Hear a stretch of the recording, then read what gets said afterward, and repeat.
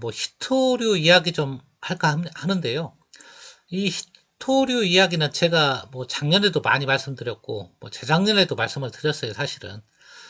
미중 무역 분쟁 나오면 항상 나오는 게 이제 히토류인데, 왜냐하면 중국이 미국의 그 압박에 대응할 수단이 거의 없어요. 유일한 게 히토류다 보니까 히토류 얘기가 나오면 관련주도 움직이고, 뭐 시장도 이거 미국하고 중국하고 이거 뭐 강대강으로 또 나가는 거 아니야? 중국이 또 히토류 무기화하면 안 돼, 큰일 나는 거 아니야? 이런 뭐 우려들이 많이 있거든요, 사실은. 그래서 그런 문제에 대해서 좀 점검을 좀 해드릴까 합니다. 실제 히토류가 어떤 영향을 미치는가, 산업적으로. 그 다음에 중국이 정말 무기화하면 효과가 있을까? 이런 문제 한번 간단하게 검토해드릴까 합니다. 자, 먼저 히토리가 뭔지 아셔야 되니까요. 별거 아니에요. 히토리는 딱 하나의 원소가 아니고 17개의 원소를 총칭하는 건데, 뭐 이런 것까지는 알 필요는 없겠죠. 뭐 란탄, 뭐 란타넘, 발음도 어렵네요. 란탄이라고 하면 되겠죠. 란탄계, 그 다음에 스칸디움, 그 다음에 이트리움, 이렇게 해가지고 총 뭐 17개의 원소라고 하는데요. 뭐 원소 기호는 57번부터 71번. 뭐 이건 의미 없는 거고, 하여튼 모르시는 분들은 히토류가 원소 딱 하나인 줄 알고 있는데 그게 아니고 7개의 원소라는, 17개의 원소라는 걸 알고 계시고요.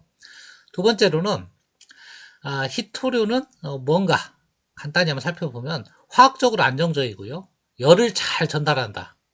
그 다음에 갈수록 쓰임새가 넓어지고 있다. 이제 앞으로 많이 필요로 한다. 특히 휴대전화, 반도체, 하이브리드 카에는 이 첨단 제품에는 필수적이다. 과거 일본하고 중국하고 갈등이 있을 때 일본은 꼼짝 못했어요. 중국한테. 중국이 히토류 금지하면서. 왜? 일본이 중국한테 의존을 했기 때문에 이런 거 생산을 못하잖아요. 그래서 손을 들었는데 미국은 어떨 것인가, 그런 부분도 이따 언급을 드리고요. 그래서 첨단 산업의 비타민이고 뭐 녹색 산업의 필수품이라는 수식어도 있다. 전 세계 히토리 90% 이상을 중국이 생산하는데, 이건 2018년도 자료인데요. 지금은 어떻게 조금 바뀌었을 것 같아요. 제가 볼 때. 왜? 2019년도부터 미국이 바보가 아닌 이상 2년 전부터 히토리 무기화 얘기가 나왔는데 준비 안 했을 리는 없다는 얘기죠. 자, 히토리가 뭔지는 알아봤고요. 자, 히토류 무기화는 여러 번 나왔습니다. 작년에도 나왔고, 이건 작년도는 트럼프 시절에는 시진핑이가 장시성 그 공장을 방문을 했고요. 그 다음에 황구시보 편집장도 히토류 무기화를 경고를 했고, 그 다음에 중국 발기위에서 히토류를 무역전쟁 지렛대로 활용할 수 있다, 이런 얘기를 공공연히 했었어요. 작년도에. 그런데 이제 바이든 정부로 바뀌면서 올해도 미중 무역 분쟁은 뭐 해결될 기미가 안 보이고 계속 또 격화될 분위기다 보니까 올해도 이제 중국에서 히토류 산업 고도화 및 통제 강화 정책인가, 수출 함부로 못하게 뭐 이렇게 중국에서 관리를 하는 거죠. 그 다음에 중국 히토류 산업협회에서는 무역전쟁 무기로 쓸 수 있다, 이런 또 발언을 했어요. 그러니까 관세 부과에 맞대응할 무기로 히토류 얘기를 또 꺼낸 거죠. 올해도. 작년에도 꺼냈고 올해도 꺼냈고. 뭐 그 다음에 이렇게 꺼내다 보니까 글로벌 시장에서 히토류 공급이 좀 줄 거 아니에요. 중국이 통제를 하니까. 그럼 가격이, 중국이 대부분을 생산하고 공급하는데 가격은 당연히 상승할 거고요. 그래서 그런지 몰라도 히토류 가격을 보니까 어 최근에 거의 고점권이에요. 많이 상승했다는 얘기는 가격을 좀 통제하고 있다는 얘기거든요. 자, 그렇게 보시면 되고, 자, 중국의 히토류 공급 축소는 이제 말 그대로 각국의, 특히 첨단 제품을 생산하는 일본, 한국, 미국 이런 데는 대체 활용 기술, 아니면 중국 대체 수출 노선, 이런 것을 빨리빨리 이제 말 그대로 확보해야 되거든요. 그래서 지금 각국은 뭐 수입선 다변화라든가 아니면 대체 저량품 기술을 개발을 지금 촉진하고 있는 그런 형국이다, 그렇게 여러분들 알고 계시면 되고요. 무엇보다도 미국이죠. 미국은 이미 블루라인사, 이게 화학회사인데요. 호주가 또 히토류에 굉장히 많은 매장량을 가지고 있는 나라인데 라이너스, 광산회사 라이너스하고 합작이 하고 2019년도부터 이미 자체 개발 생산에 착수하고 있다. 저는 이것 때문에 호주하고 미국이 손잡으면 미국도 많이 가지고 있어요, 매장량을. 미국은 이제 환경 오염이나 이런 것 때문에 안 하는 거지, 매장량이 부족해서 안 하는 건 아니거든요. 그렇다고 보면 호주하고 손잡고 개발 착수했다고 그러면 벌써 2년 전이거든요. 지금 정도는 어느 정도 중국의 히토류 무기화에 대한 대응책을 가지고 있을 것이다. 그런 생각이 듭니다. 그래서 그런지 바이든이 해외 의존도 검토 예정이다. 이거 뭐 내부 어느 정도 뭐가 끝난 상태겠죠. 그러니까 이제 이런 발표를 했겠죠. 반도체, 배터리, 히토류, 뭐 그냥 말 그대로 국가 중요 산업이라고 부르는 거지. 이런 것을 해외 의존도를 검토해라. 그 중에 이제 히토류가 들어가 있다. 뭐 중국의 무기화를 경계하는 거, 대비하는 거죠. 자, 뭐 이거는 글로벌 히트류 현황은 이거는 뭐 큰 차이는 없을 거예요. 2018년도 히트류 생산 뭐 중국 무기화 대비 에, 이제 호주 같은 경우는 생산 확대를 이미 시작을 했고요.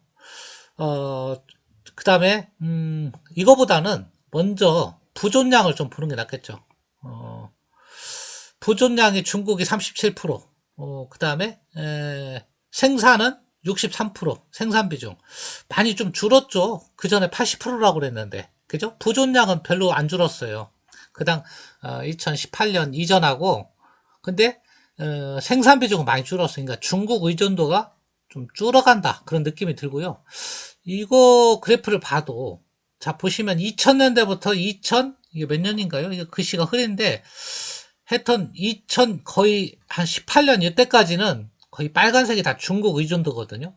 근데 최근에 보면 기타 국가 의존도가 굉장히 높아졌어요. 여러분 한번 보시면 잠깐 보여드릴게요. 잘 안 보일지 모르니까 이 부분이거든요. 기타 국가 의존도가 이제 거의 중국의 생산량하고 거의 비슷해졌잖아요. 이 얘기는 뭐냐면 아까 중국 의존도가 좀 낮아지고 있다고 그랬잖아요. 실제로 이게 지표상으로 나타나고 있는 거다. 그런 생각이 듭니다. 그래서 2018년도하고 지금 2021년도하고는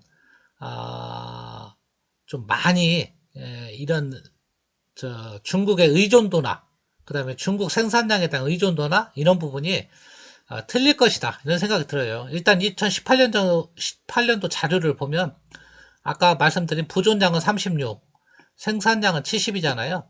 여기 말씀드린 게 37, 70 이 정도인데 이 부분이 2021년 통계를 보면 많이 좀 낮아져 있을 거다. 그런 생각이 좀 듭니다. 그래서 중국이 예전 일본하고 전쟁할 때처럼 무기화를 했을 때 미국에 효율적으로 타격을 입힐 수 있을 것인가?